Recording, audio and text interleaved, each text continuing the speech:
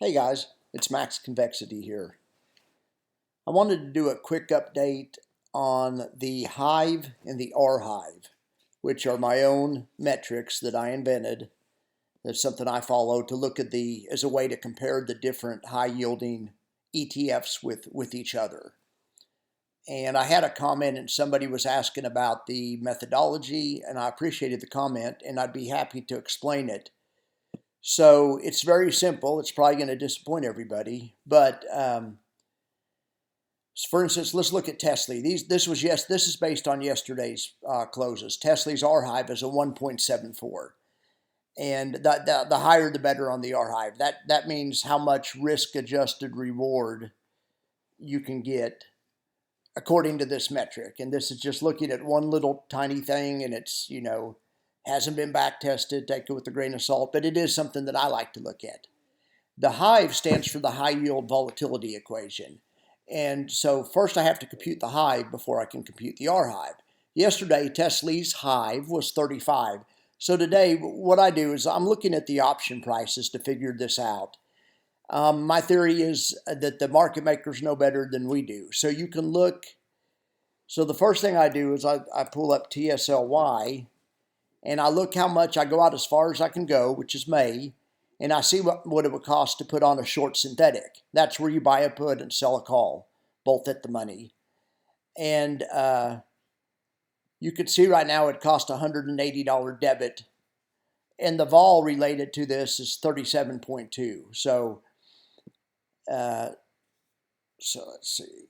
So I go back here and I write 37.2. And then what I do, and other people don't do this, and this is why I like my methodology, or to my knowledge they don't do this, is I compare it to the vol of the parent asset. In these high yield ETFs, it's so closely tied to the parent or reference asset, or however you want to say it. All right, so to do a short, and then I go to the same month, May, and I look what the price of insurance on Tesla is. And you could put on a short synthetic in Tesla, and the vols, that trades at a 48 vol. So, wow, that means the underlying is even more volatile than Tesla right now, according to the market makers. Anyway, so this updated through the line, and it changed the R HYve from 1.74, which it was yesterday, to 2.12. So according to this metric, and according to today's close, and today's close is just a snapshot of 1 second, 1 moment in time. So take this all with a grain of salt, but I like to follow it. What I'm comparing here, what I find when I do this, let's do one other one. Just let's look at NetFly or InFly. So let's see, to put on this is why this one's super volatile. Or I shouldn't say that. I think the market makers perceive a lot of risk in this one. This one cost $570 to put on a short synthetic or a short combo or whatever you want to call it.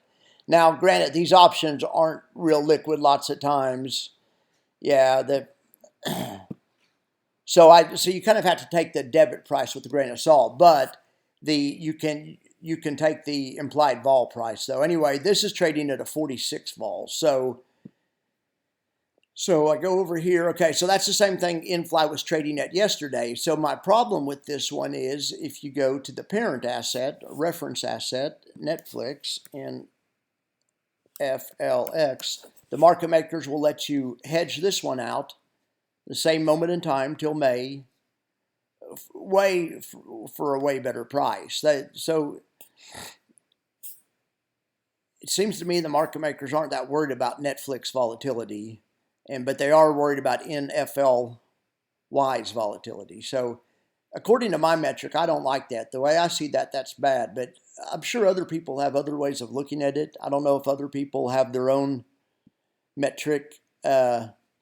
But if they do, I'd be anxious to look at it or see it. But I'll keep updating this every day. The numbers don't change that much from day to day. So sometimes I just do it every couple of days. But I just think it's something interesting to look at and keep track of.